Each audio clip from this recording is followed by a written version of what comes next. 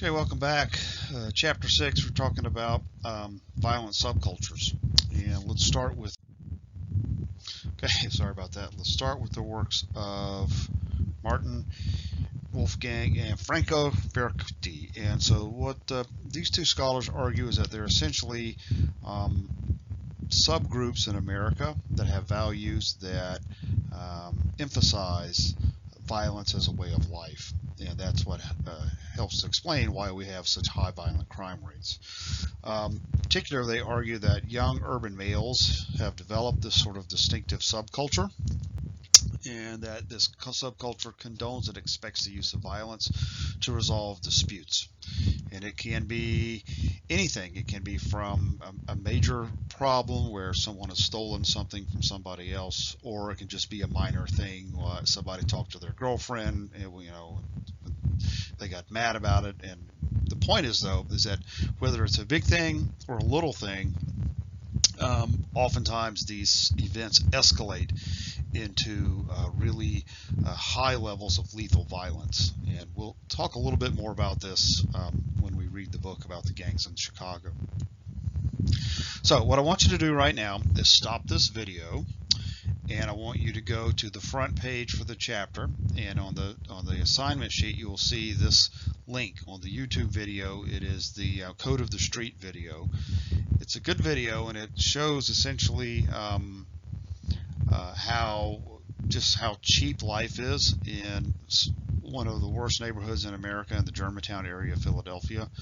And this sociologist, Dr. Elijah Anderson, has gone into this neighborhood and lived among these folks and studied them for a good long time. And he wrote an excellent book about it, and he also made some documentaries.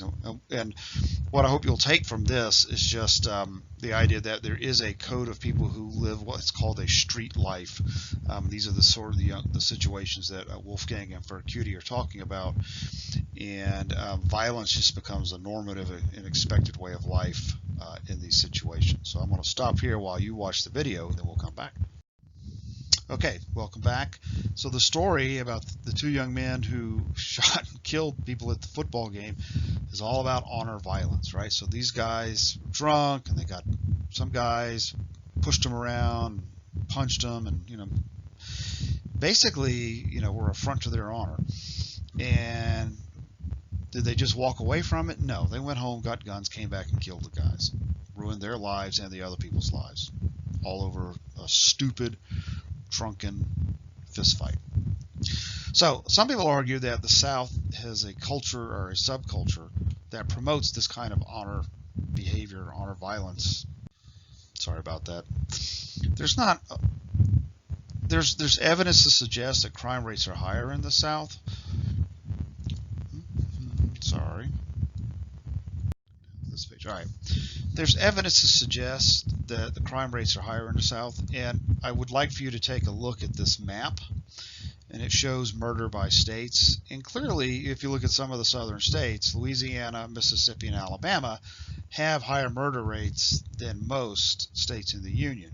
However, they're not the highest, and there are other states that have significantly high murder rates as well, such as Indiana, Michigan, and Maryland. You might call Maryland a southern state, but it's really not. And Indiana and Michigan are clearly not southern states. So it's more to it. Whatever violence we are finding, it's not really about the region of the country or some kind of subculture. There's more to it. And that's essentially what people argue when they critique these subculture violence theories. They kind of see them as being a little oversimplistic. So there's not a lot of evidence regarding different values of violence by class or racial group. Where there is, it tends to be highly concentrated and in small numbers.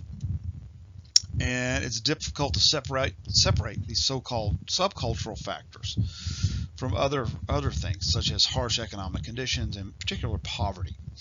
And so if you look at the states where violent crime is the highest, there's a strong correlation between the violent crime rate of that state and the poverty level of that state. We know about the problems in Michigan. Indiana's crime rate is largely driven by the city of Gary, Indiana, which is a very impoverished city, and it's right across the border from Chicago. It's the most violent city in the United States. Maryland is driven by the violence in Baltimore. Louisiana is driven by the violence in New Orleans. Mississippi and Alabama, I'm not as familiar with what's driving their violent crime rates. But the point is, when they all of those states have in common is pockets of intense poverty.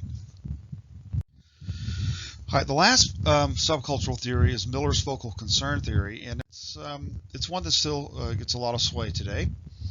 What he argues is that there's delinquency, and particular subculture violence, emerges from what he calls a lower class subculture, very similar to what Dr. Anderson argues in Code of the Street. The lower class subculture that Miller's talking about is one that promotes deviant behavior. And so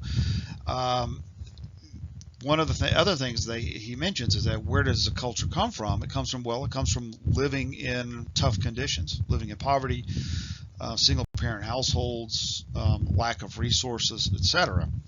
And so what the point he makes is that lower class males, and it tends to be a male-centered theory, they have 6 main concerns: trouble, toughness, smartness, excitement, luck, and autonomy.